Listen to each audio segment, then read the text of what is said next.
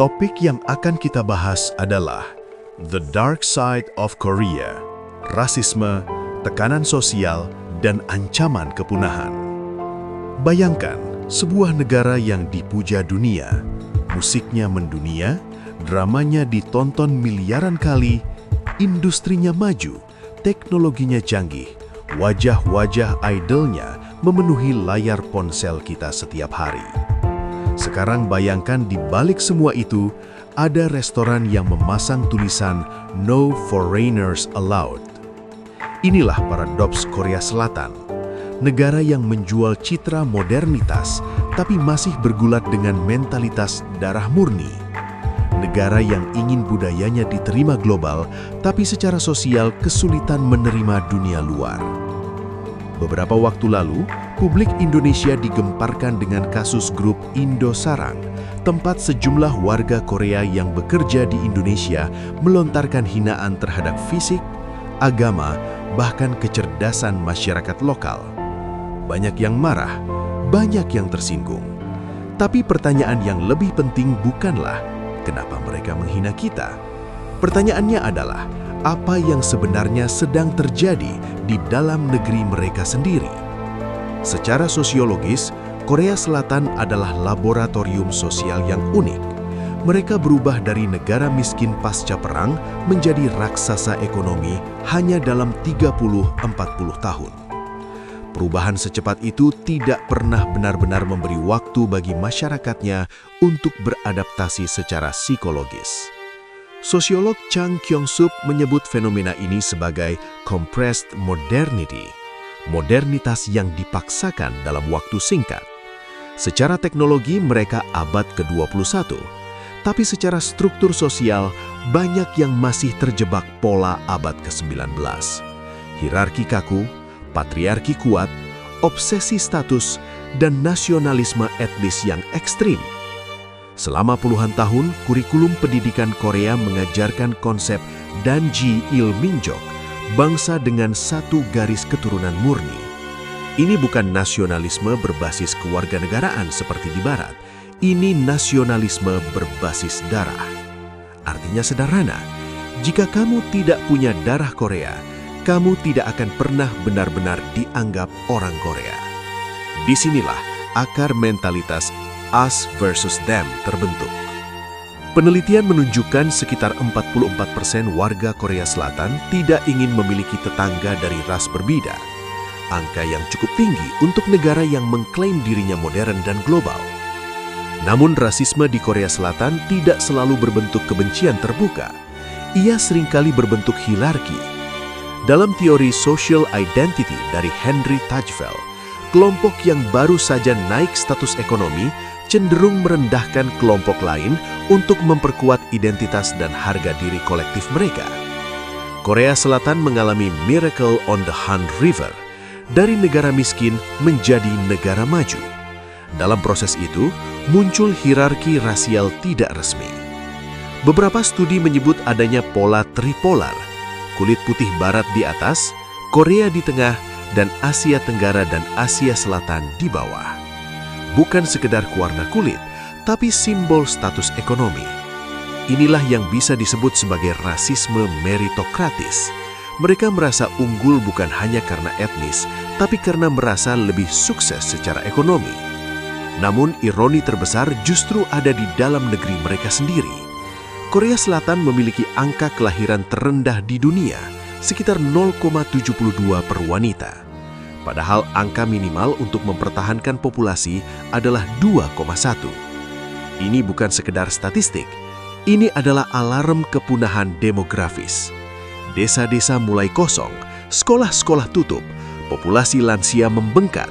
Dalam beberapa dekade, tenaga kerja mereka akan menyusut drastis. Dan di saat seperti itu, mereka sangat membutuhkan imigran. Mereka membutuhkan pekerja asing untuk pabrik, pertanian, konstruksi, hingga merawat orang tua.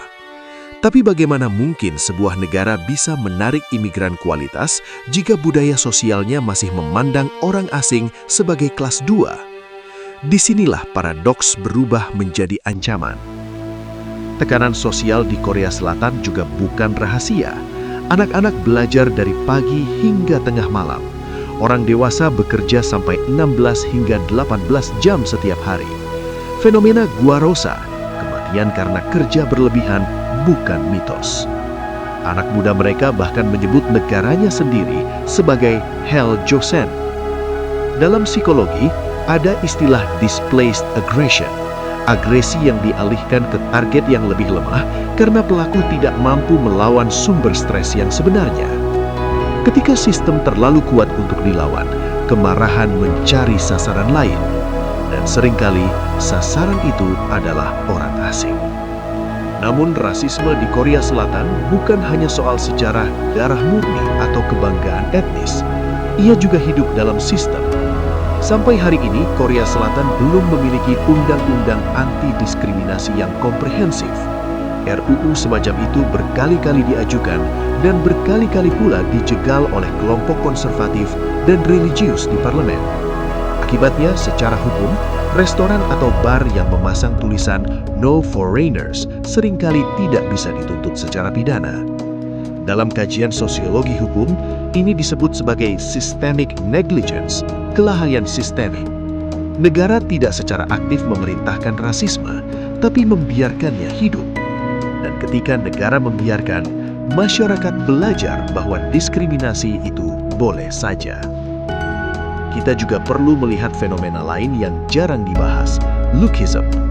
Korea Selatan dikenal sebagai ibu kota operasi plastik dunia. Standar kecantikan mereka sangat ketat, kulit putih, wajah kecil, hidung mancung, tubuh tinggi dan ramping. Jika tidak sesuai standar, seseorang bisa didiskriminasi dalam pekerjaan maupun kehidupan sosial. Artinya apa? Mereka bahkan rasis terhadap diri sendiri. Jika terhadap sesama warga Korea saja mereka membangun hierarki berdasarkan fisik dan universitas, seperti kultus terhadap kampus SKY, Seoul, Korea, dan Yonsei, maka terhadap orang asing yang tidak masuk dalam sistem sosial mereka, asumsi lebih rendah muncul secara otomatis. Pendidikan di sana bukan hanya alat mencari ilmu, ia adalah alat social sorting, penyaringan kasta modern. Siapa yang gagal masuk universitas elit sering dianggap warga kelas 2. Bayangkan kerasnya sistem itu. Tekanan demi tekanan inilah yang membentuk generasi muda yang terjebak antara ambisi dan kelelahan. Angka bunuh diri Korea Selatan termasuk yang tertinggi di antara negara-negara OECD. Ini bukan sekedar masalah individu, ini adalah indikator kesehatan mental kolektif. Dan dalam psikologi sosial, rasa superioritas yang berlebihan seringkali merupakan topeng dari rasa tidak aman yang dalam. Ketika sebuah masyarakat terus-menerus dituntut menjadi yang terbaik, paling cantik, paling pintar, paling kaya, mereka hidup dalam ketakutan gagal. Ketakutan itu butuh pelampiasan. Maka lahirlah rasisme meritokratis. Kami lebih sukses, kami lebih unggul, kami lebih modern. Padahal di balik gedung pencakar langit dan konser K-pop yang gemerlap, ada kenyataan yang jauh lebih sunyi. Paradoks paling mencolok terlihat di industri hiburan mereka sendiri. K-pop adalah mesin soft power Korea. Idol dari Thailand, Jepang, Cina, bahkan Asia Tenggara direkrut untuk memperluas pasar global. Fans dari Indonesia, Filipina, dan Vietnam menjadi tulang bakung streaming dan penjualan album. Namun pada saat yang sama, artis non-Korea sering menerima komentar rasis dari netizen domestik. Mereka dipuji karena membawa uang, tapi tidak sepenuhnya diterima sebagai bagian dari identitas nasional. Inilah yang bisa disebut sebagai globalisasi tanpa integrasi. Mereka ingin pasar dunia, tapi mereka takut dunia masuk ke rumah mereka. Masalahnya sikap ini tidak bisa bertahan lama. Kita kembali ke isu demografi.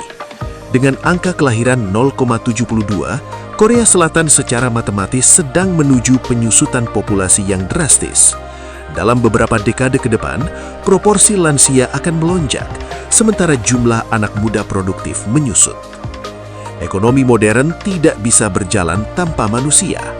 Pabrik butuh pekerja, rumah sakit butuh perawat, sistem pensiun butuh generasi muda pembayar pajak. Tanpa imigran, roda itu akan macet. Tanpa multikulturalisme, mereka akan menjadi negara tua yang kesepian. Dan disinilah ironi terbesar muncul.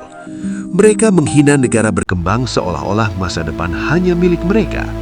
Padahal justru negara-negara dengan populasi muda, Indonesia, India, Vietnam, yang secara demografis memiliki bonus pertumbuhan. Indonesia memiliki median usia yang jauh lebih muda. Kita punya surplus generasi produktif. Kita punya ruang tumbuh. Sementara Korea Selatan, mereka menghadapi apa yang oleh banyak demografer disebut sebagai demographic suicide, bunuh diri demografi. Bukan karena perang, bukan karena bencana alam, tapi karena tekanan sosial, kompetisi ekstrim, dan sistem yang membuat orang enggan menikah dan punya anak. Gerakan 4P, tidak menikah, tidak melahirkan, tidak berkencan, tidak berhubungan dengan pria, adalah gejala dari masyarakat yang lelah. Ketika keluarga runtuh, ketika anak dianggap beban ekonomi, ketika hidup terasa seperti perlombaan tanpa akhir, populasi berhenti. Dan ketika populasi berhenti, masa depan ikut berhenti. Jadi, pertanyaannya sekarang bukan lagi apakah kita sebaiknya pindah ke Korea Selatan. Pertanyaannya adalah, mengapa kita harus merasa rendah diri terhadap negara yang sedang berjuang mempertahankan eksistensinya sendiri? Ini bukan tentang membalas hinaan dengan hinaan. Ini tentang melihat realitas dengan jernih.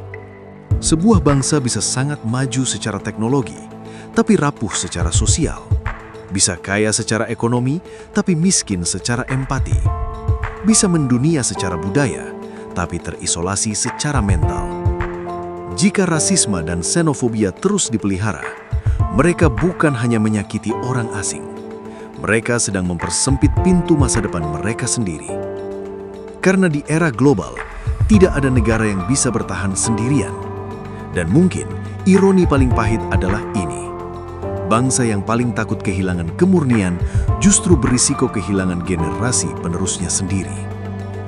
Tulis pendapatmu di kolom komentar, karena di sini kita tidak takut pada pertanyaan. Like dan share kalau konten ini layak dibahas.